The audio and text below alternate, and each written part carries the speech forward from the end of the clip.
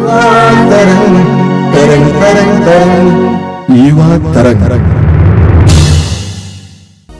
तेरे साथ रहने हे प्रभु यह दिल मेरा तड़पे, तेरे साथ रहने हे प्रभु यह दिल मेरा तड़पे। तेरे साथ रहूं, तेरे साथ चलूं, तेरे साथ रहूं, तेरे साथ चलूं, तेरे साथ रहने हे प्रभु यह दिल मेरा तड़पे। तेरे साथ रहने हे प्रभु यह दिल मेरा तड़पे। तेरे साथ जुड़ने हे प्रभु यह दिल मेरा तड़पे। तेरे साथ जुड़ने हे प्रभु यह दिल मेरा तड़पे। तेरे साथ जुड़ूं, तेरे साथ चलूं, तेरे साथ जुड़ूं, तेरे साथ चलूं, तेरे साथ जुड़ने हे प्रभु यह दिल मेरा तड़पे।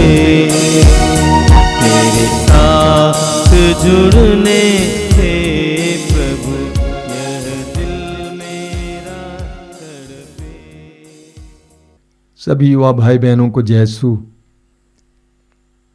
मैं आपका हार्दिक स्वागत करता हूं इस युवा तरंग कार्यक्रम में, और मेरी ये आशा है और विश्वास है कि आप इस कार्यक्रम के द्वारा प्रभु की आशीषें प्राप्त कर रहे हैं। मैं जानता हूं कि आपके जीवन में आपको कई प्रकार की कठिनाइयों का सामना करना पड़ता है। कई बातें आपकी नजरों से बाहर हैं। आपकी बड़ी बड़ी उम्मीदें होती हैं, संभवतः उन उम्मीदों के मुताबिक सब कुछ होता नहीं है। ऐसे में कई युवक युवतियां बहुत ज्यादा निराश हो जाते हैं। मैं आपसे अनुरोध करूंगा ऐसा नहीं होना। प्रभु यीशु इस संसार में आए ताकि हमारे दिल में जो निराशा है उसको दूर करे और आशाओं से भर दे। पवित्र वचन पढ़िएगा, प्रार्थना के लिए समय निकालिएगा, ध्यानपूर्वक आज के वचन को सुनिए। आप सबों को जय यीशु।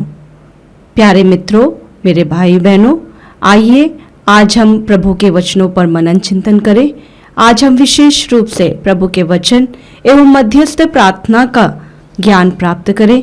मनन चिंतन करें कि किस प्रकार वचनों के उपयोग से, शक्तिशाली वचनों के उपयोग से हमारी मध्यस्थ प्रार्थना और मजबूत हो जाती है। देखें, आज वचन में हम देखते हैं यूहन्ना का सुसमाचार अध्याय 1 पद संख्या 1 में, जहां वचन में लिखा है, आदि में शब्द था, शब्द ईश्वर के साथ था और शब्द ईश्वर था। आदि में शब्द था, शब्द ईश्वर के साथ था और शब्द ईश्वर था। वह आदि में ईश्वर के साथ था और उसके द्वारा सब कुछ उत्पन्न हुआ। वह शब्द प्रभु यीशु ही हैं और उसी के द्वारा सब कुछ उत्पन्न हुआ, सारी सृष्टि का निर्माण हुआ। और पद संख्या 4 में हम देखते हैं, उसमें जीवन था और वह जीवन मनुष्यों की ज्योति था। उसमें जीवन था और वह मनुष्यों की ज्योति था। प्रभु यीशु ही मनुष्यों की ज्योति था।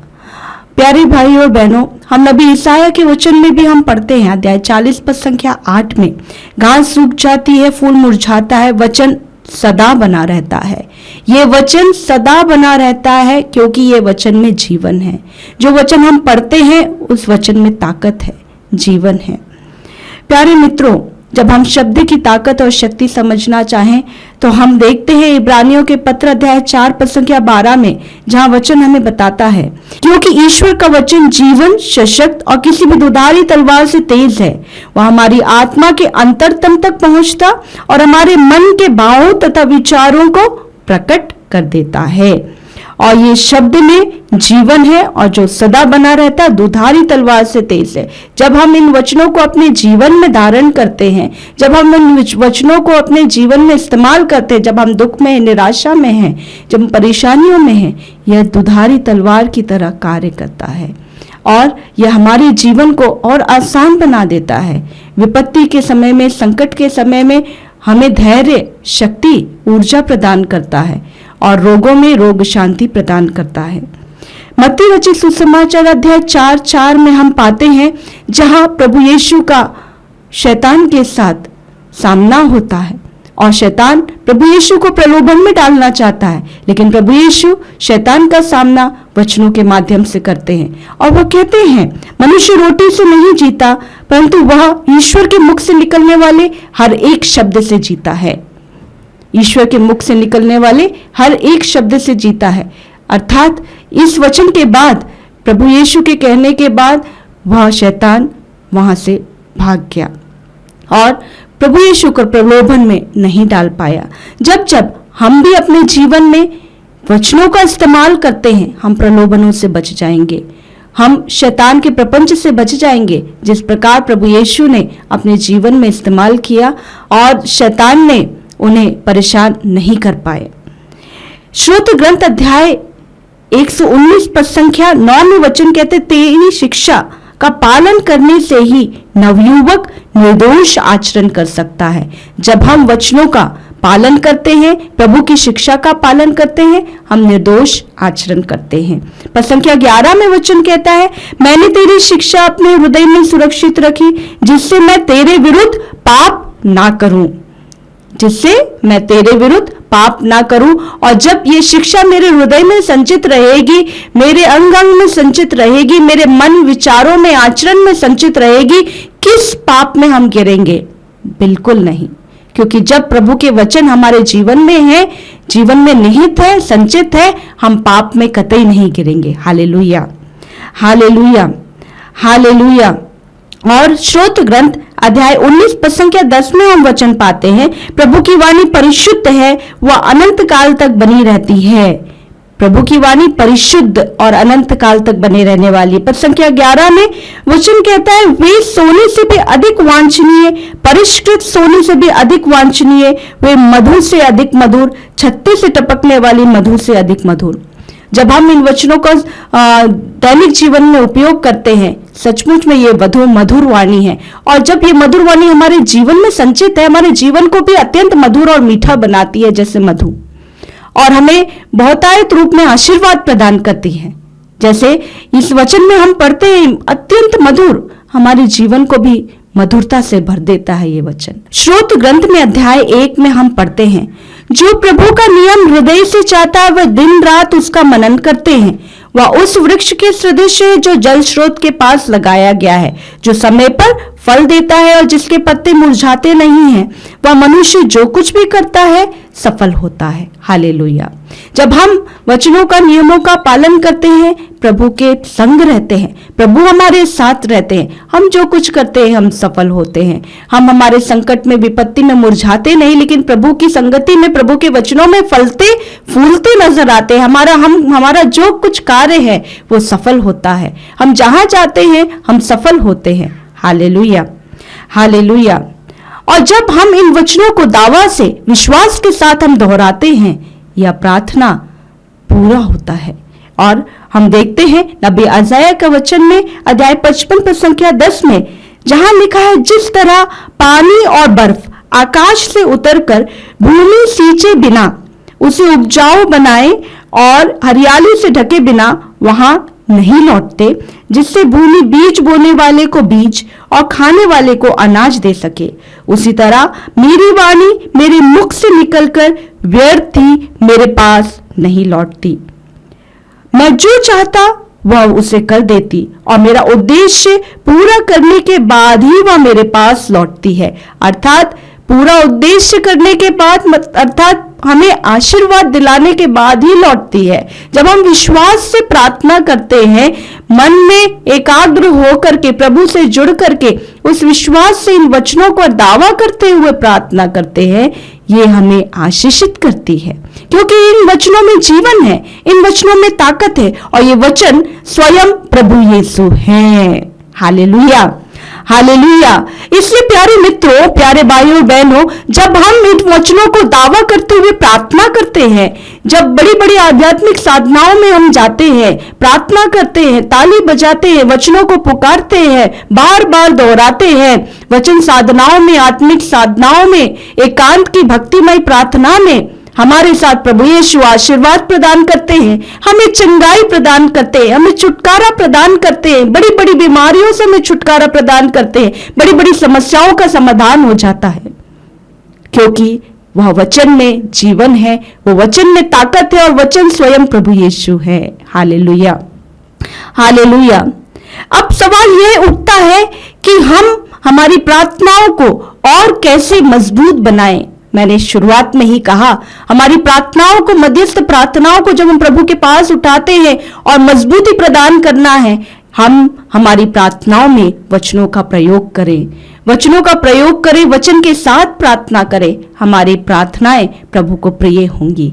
तिमिथियों का पहला पत्र अध्याय 2 पद संख्या 5 में वचन कहता है, मैं सबसे पहले यह अनुरोध करता हूं कि सभी मनुष्यों के लिए, विशेष रूप से राजाओं, अधिकारियों, अनुनय विनय कर मैं सबसे पहले यह अनुरोध करता हूं कि सभी मनुष्यों के लिए, विशेष रूप से राजाओं और अधिकारियों के लिए अनुनय विनय, प्रार्थना, निवेदन तथा धन्यवाद अर्पित किया जाए, जिससे हम भक्ति तथा मर्यादा के साथ निर्विघ्न तथा शांत जीवन बिता सके।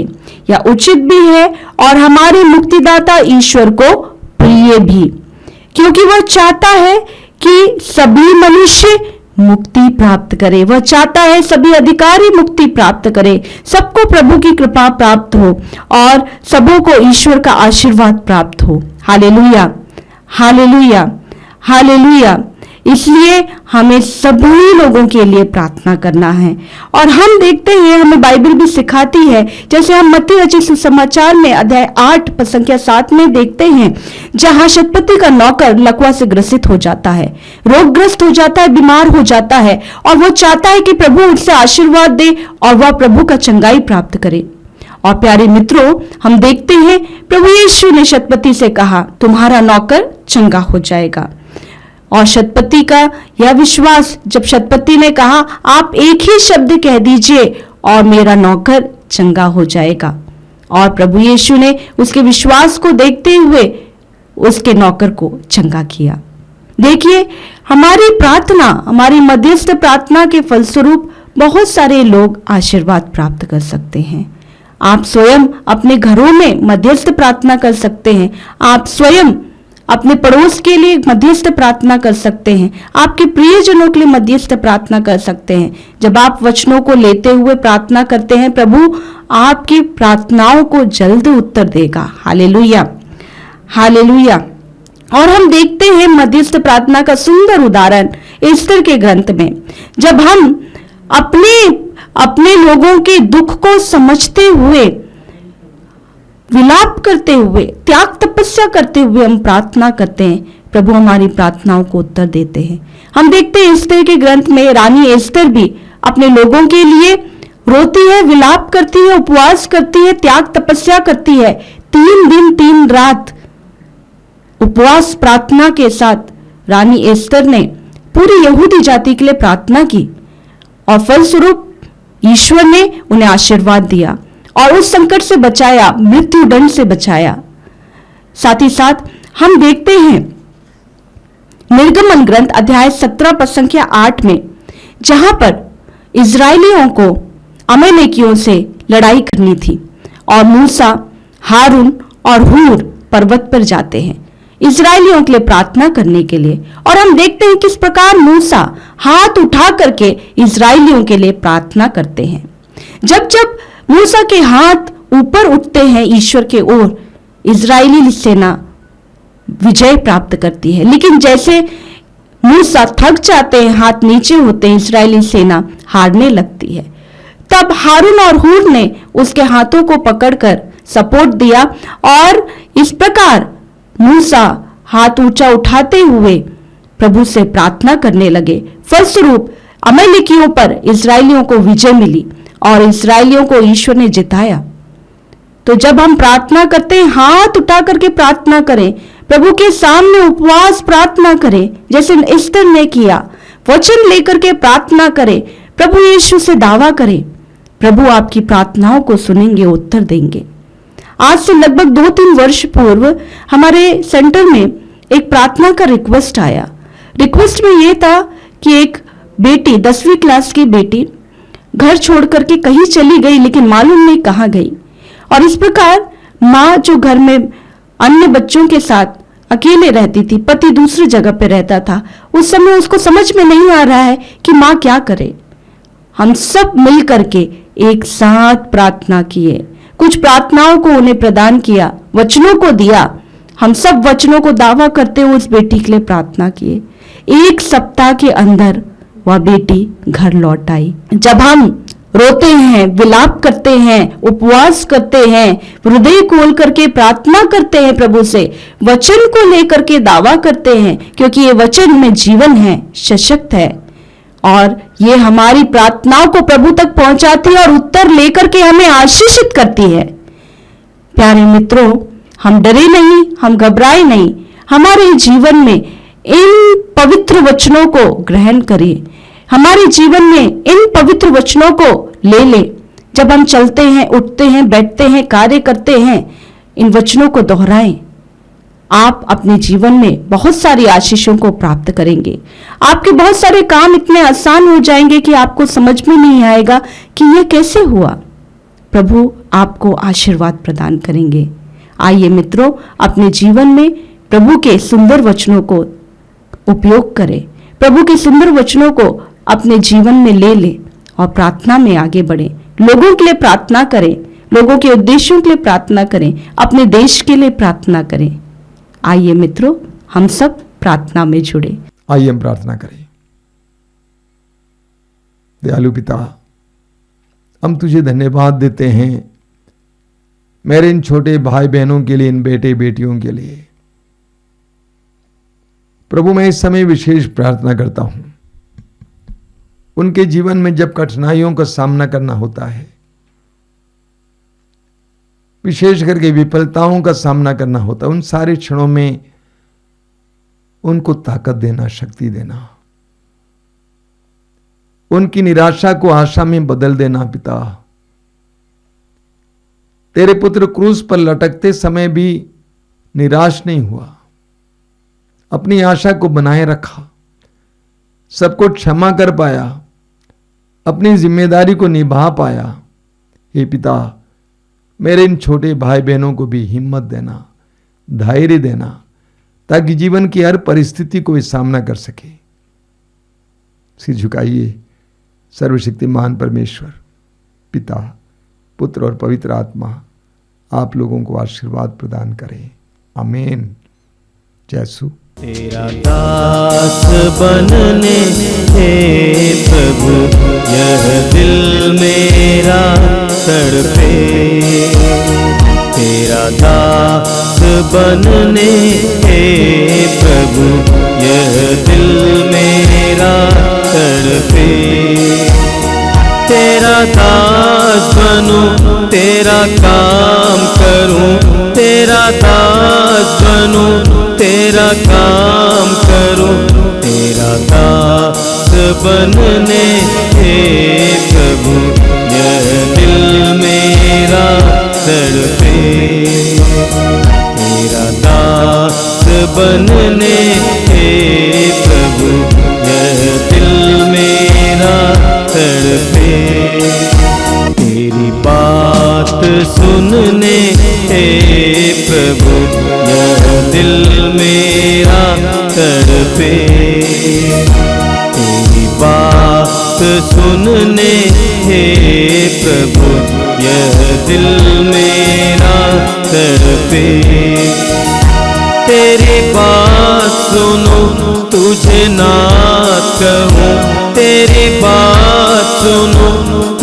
ना कहूँ, तेरी बात सुनने हे प्रभु यह दिल मेरा तड़पे।